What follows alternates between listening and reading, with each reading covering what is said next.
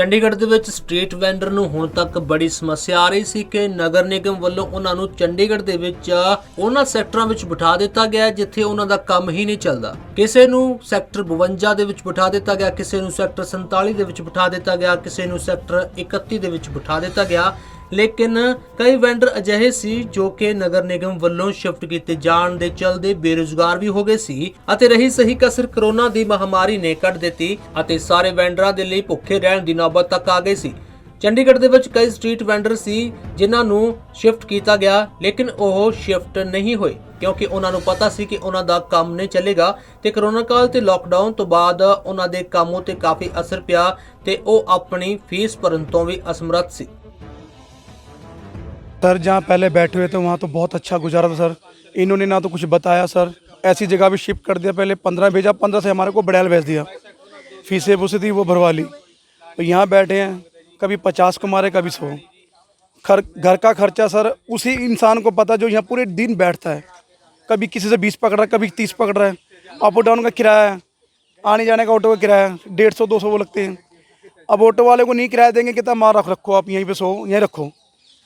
अब ऐसी जगह पटक दिया सर, वो क्या करेगा? 2-2 3-3 बच्चे हैं, उनको पढ़ाना भी है, लिखाना भी है। अब बच्चों को नहीं पढ़ाएंगे, बच्चे क्या सीखेंगे सर? उल्टी शिक्षा सीखेंगे। अब अच्छी कोई उनको शिक्षा नहीं मिलेगी, ट्यूशन नहीं मिलेगी। अब ये जितने भी सर बैठे ना सारे किसी की बोनी होती है, किसी की नहीं होती। कई बार हमने मीडिया के रिक्वेस्ट करी कि सर जहाँ पे थे ना सर प्लीज़ उसी जगह पे शिफ्ट करा जाए। जो आपकी फ़ीस वगैरह है वो हम थोड़ी थोड़ी करके आपको देंगे सर। सर ऐसे ही कर रहे हैं, किसी से 20 पकड़ रहे, कभी 30 पकड़ रहे, किसी से 15-20 पकड़ते। अब उनका चढ़ रहा है, वो भी कब तक देंगे हमारे को? 2.5-2 साल होने को हो रहे हैं सर। यहाँ पे कुछ भी सेफ्टी नहीं हो रही काम की, वैसे ही बैठे हैं। ज्वेलरी का काम है, सारी ज्वेलरी यहाँ पे धूप में इतनी काली हो रही है, हर हफ्ते 5,000 का 2,000 का माल भगाना पड़ता है जब तक वो ग्राहक को न माने चाहिए। और यहाँ पे ग्राहक आता पूछ के चला जाता है, वैसे ही लगाते हैं, वैसे ही स्टॉक बंद करते हैं। यहाँ कस्टमर ही नहीं है सर। 100 दिन में कोई एक ग्राहक आ रहा है, वो देख के जा रहा है, बस वैसे ही खाली बैठे हैं पूरे दिन। हमें तो उसी जगह पे शिफ्ट करा जाए। सेक्टर 17 में सर 18-19 साल वहीं पे हो गए। हमारी खुद की मम्मी को इतने पुराने बैठे हैं, घर बैठे हैं, वहाँ पे अड्डे दिए हुए हैं, कोई काम ही नहीं है। हमें सर बहुत मुश्किल हो रही है यहाँ पर। हमें 28-30 साल से 22 में काम करे थे, वहाँ से उठा के एकदम यहाँ बैठा दिया गया है। किसी भी ग्राहक, किसी भी दुकानदार का कोई भी काम नहीं निकल रहा है। पैसे उधार पे उठाते हैं, हम उधार ही नहीं दे पा रहे हैं। होलसेलरों के हम पैसे नहीं दे पा रहे, थोड़ी थोड़ी वैरायटी लेके आ रहे हैं। ऊपर से हमें इस कोरोना बीमारी ने मारा हुआ है, ऊपर से हमारे दबाव दिया जा रहा है, तो हमारे लाइसेंस रद्द कर दिए जाएंगे। अगर हम थोड़ा बहुत गुजारा 150 का यहाँ से कर रहे हैं तो हमारे लाइसेंस रद्द कर रहे हैं। हमारे साथ कॉम्प्रोमाइज़ कीजिए, कुछ हमें बताइए भी हम अपनी किस्तें कैसे धीरे धीरे भरें। अगर हमारी पूरी फीसें माफ़ नहीं कर सकते, कुछ तो हमें राहत दीजिए। तो यहाँ पे काम नहीं चल रहा। कारपोरेशन वालों की ही ड्यूटी लगाइए। अगर हमें 10 दिन यहाँ बैठ के देखें हम कैसे कमा के खा रहे हैं यहाँ पर।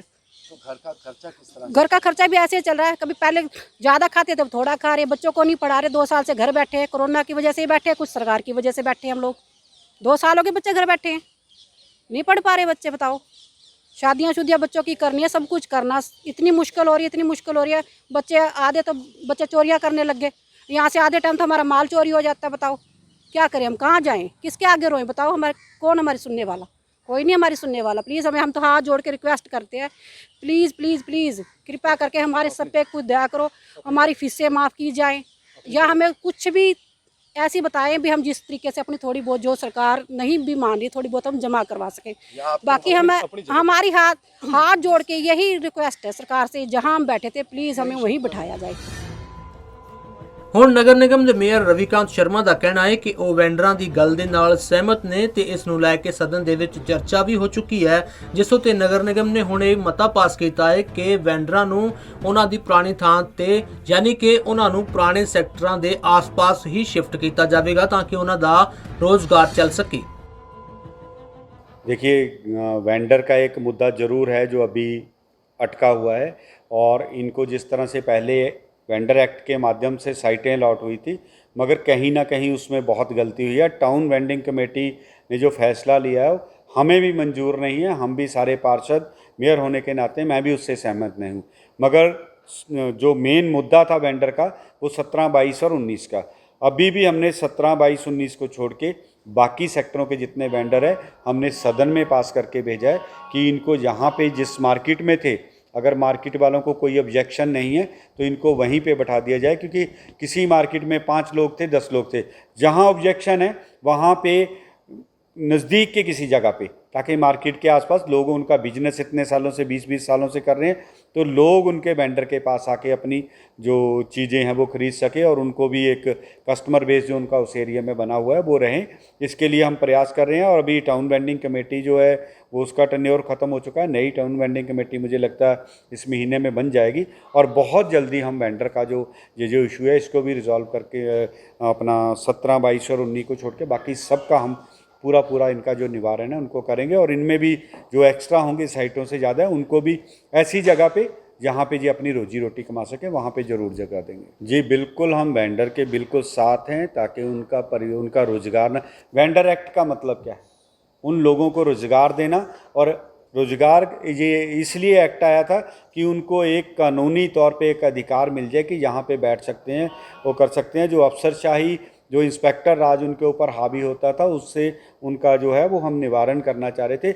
मगर इस कानून को जिस तरह से इम्प्लीमेंट किया गया, मैं बिल्कुल भी उसके साथ सहमति मेरी नहीं है। और मैं बिल्कुल अभी नए कमिश्नर मैडम आ गए हैं, उनको भी बोला है बहुत जल्दी हम वेंडर्स का जो ये समस्या का समाधान है वो जल्दी करने जा रहे हैं। ਜਗਬਾਣੀ ਟੀਵੀ ਲਈ ਚੰਡੀਗੜ੍ਹ ਤੋਂ ਭਗਵਤ ਸਿੰਘ ਦੀ ਰਿਪੋर्ट।